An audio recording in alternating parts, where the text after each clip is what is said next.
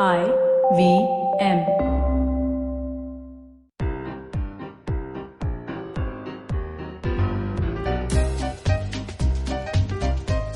Welcome to The Origin of Things. Episode 27. The biggest irony of all time. This story involves two companies. It also involves one of the biggest ironies of all time. The year was 1938.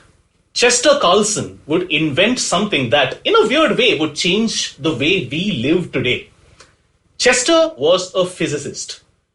Work outside of school hours was a necessity at an early age, Chester would say, and I don't know why I have slipped into this early 30s American accent, but let's continue since I've started with it. And with such time as I had, I turned towards the interest of my own devising, making things, experimenting, and planning for the future.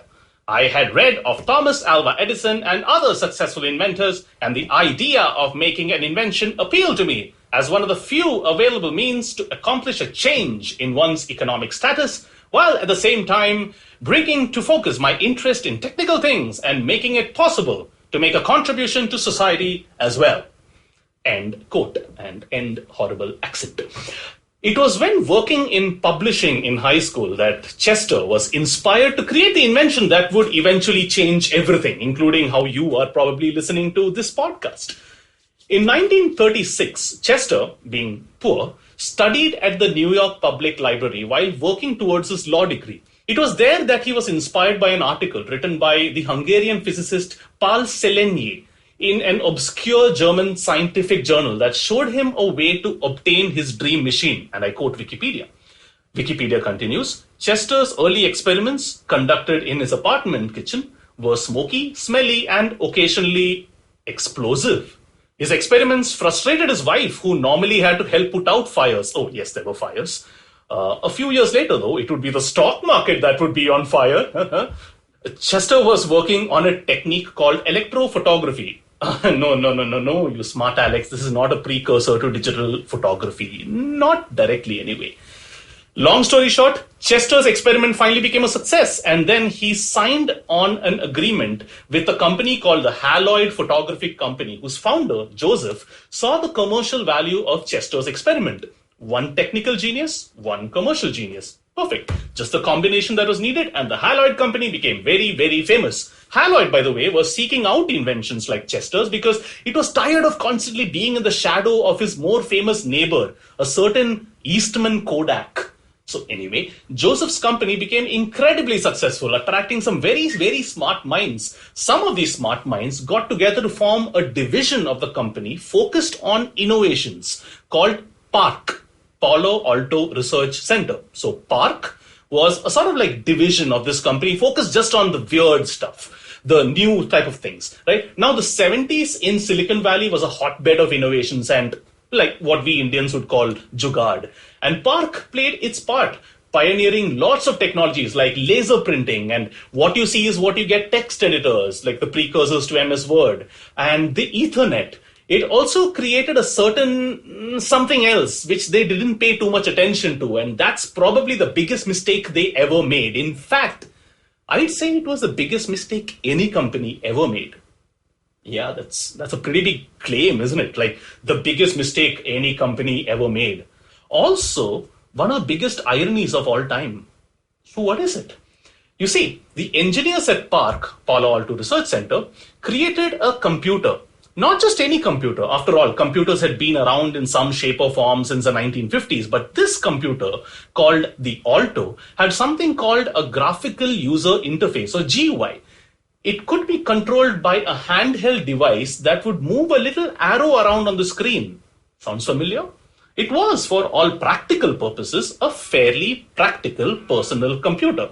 Now, I know that there are some of you who know where this is going. Some of you are thinking, oh yeah, Chuck, I know you're so damn smart trying to hide the fact that this company that used Chester's invention and became rich is actually Xerox. And the GUI thing is something that they just randomly showed Steve Jobs, who stole the idea and made the Apple Lisa, and then the famous Mac, and then it became the world's first trillion-dollar company, and that's the biggest mistake any company would ever make.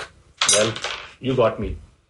There's really nothing more to reveal now that you've kind of like wormed it out of me. That company indeed is Xerox. You see, the Haloid Photography Company, as it was first called, wanted a less clunky name for Chester's invention than electrophotography. So they invented the term xerography from two Greek roots meaning dry writing. Haloid changed its name from Haloid Xerox in 1958 and then to the Xerox Corporation in 1961.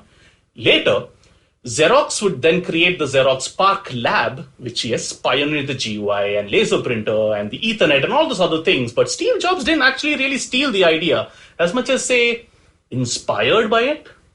Several people knew of the GUI and its capability well before Jobs had even visited the factory, but therein lied the mistake, not just of Xerox, but all the others who knew of this invention. For the company that saw the commercial value in Chester Carlson's invention of copying the contents on a paper could not see the commercial value of having a relatively small, easy-to-use computer.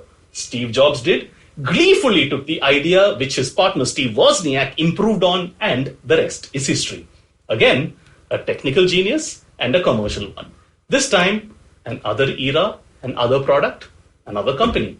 And therein really lies one of the biggest ironies in all of business history. The world's greatest copiers got their greatest idea copied. Wonder what Chester would have made of that. See you next week with another Origin of Things story. If you like this podcast, don't forget to check out other interesting podcasts on the IVM network. You can listen to us and all our shows on the IVM Podcast app or ivmpodcast.com. You can also follow us on social media. We are at IVM Podcast on Twitter and Instagram. If you want to reach out to me, that's Chuck_Gopal on Twitter and Chuck of All Trades on Instagram. All links in the show notes of this episode. See you next week. I hope you enjoyed that show. We'd like to thank our sponsors this week, Paytm Money. It really has been a great week this week. We've had two of our first international cricketers show up, people who have played for their respective sides. We had W.V. Raman come on Edges and Sledges, the cricket podcast. If you haven't heard that, you should be listening to that if you enjoy cricket. It's really one of the best out there. And you should also definitely check out Monty Pandithar, who showed up on Cyrus Says. That was another really interesting conversation that occurred. If you haven't been listening to a few of our shorter shows, please do that as well. Ashish Vidyarthi has been doing a great job for us. We got 30 episodes now on Begin the Journey. I think you really enjoyed that show. If you haven't listened to it, it helps you with understanding what's going on in this tough time and how do you deal with it from a mental health perspective. We've also had some really fun stuff come up on the Smile India show. Shifa's been doing a lot of really good stories over there, things that just make you happy, so definitely do check that out. And on the more serious side, make sure that you're checking out our regular shows like the Pragati podcast, All Things Policy. They're definitely going to keep you up to date on what's going on in this COVID world. And thanks for listening, and we hope to catch you again next week. Namaskar, dear Bandhu. My name is Ashish Vidyarthi. These are truly challenging times, and in these times, we need hope. Do take time to listen to my podcast, Begin the Journey. Available on IVM Podcasts, website, app, or wherever you listen to podcasts. Remember, there is hope because there's one life and we are alive.